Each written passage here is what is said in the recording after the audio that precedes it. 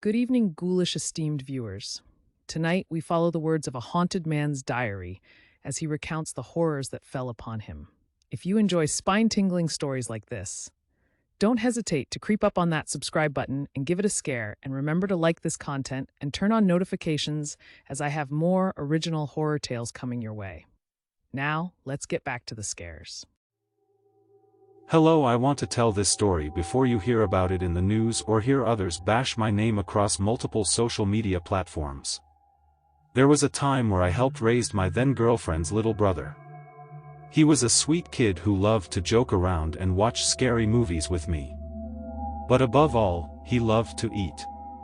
Before I could drive, I took him everywhere. He always looked up to me. As time passed, he grew older physically, but his mindset remained the same. We still watched scary movies and enjoyed meals together. The only difference was that I was no longer with his sister, and he was now old enough to get around on his own. One day, while riding the bus home, he spotted an old man in a black tuxedo. In Baltimore, where unique styles are common, he thought nothing of it. He sat next to the man, who fixed his unsettling gaze on him. Normally, my friend preferred to keep to himself, but this time he spoke up. "Hello," he said. The man looked at my friend's horror-themed shirt, a birthday gift from me, and smiled. "Do you like scary stuff, child?" My friend said, "I'm 15. I'm not sure I qualify as a child anymore. Besides, there are no monsters lurking under my bed." The old man leaned in closer. "Of course not. The monsters are only in words. Do you want to hear a secret? I promise you, it's scarier than anything you've seen or watched." Curiosity got the better of him. "Yeah, sure, tell me." After the man whispered in his ear, my friend felt an overwhelming urge to get up and leave. He even thought of going to church but feared that praying wouldn't do him much good. He locked himself in his room for days. Eventually, with some convincing, I got him to share what happened on the bus, though he refused to reveal the secret.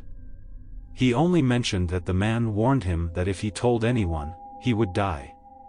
Years passed, and he grew older, starting a family of his own. I was proud to have a hand in raising him, and occasionally I would bring up that day on the bus. Each time, he would refuse to tell me what the man had said. Until one night, when we went to a bar and he drank more than usual, I decided to try again.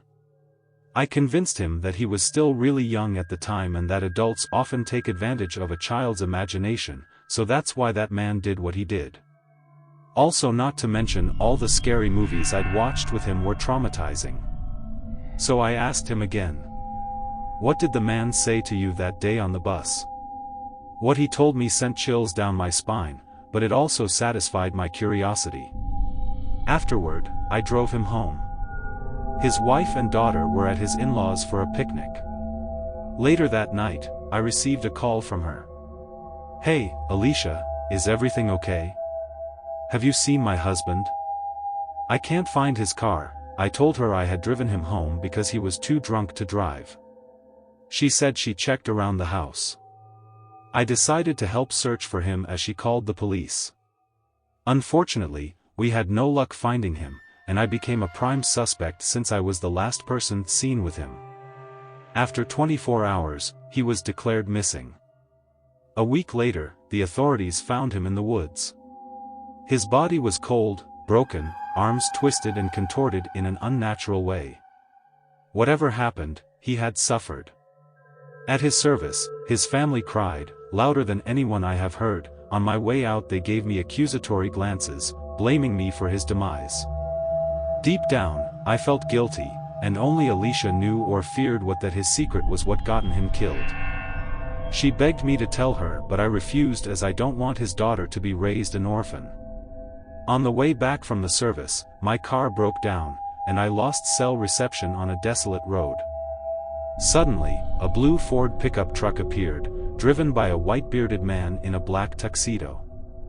I was petrified. I hadn't been there when my friend encountered this man, but I knew it was the same one. He asked me, "Do you need a ride?" With no other options, I reluctantly accepted. He asked, "Are you coming from a funeral or something?" I lied, saying, "I'm coming from a wedding."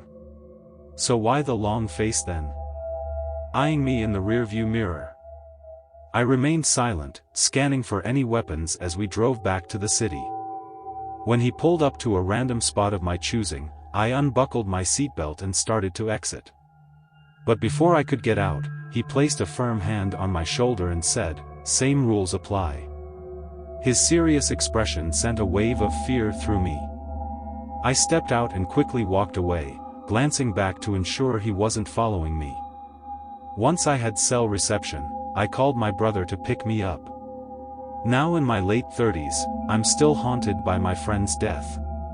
I'm scared to talk to anyone even though my family's urging me to see a therapist. I no longer drink as I too can often overindulge.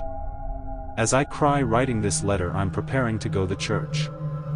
More precisely the confession booth, to divulge this burden, this secret, and ask for forgiveness, but like my friend I fear that praying won't do me much help either.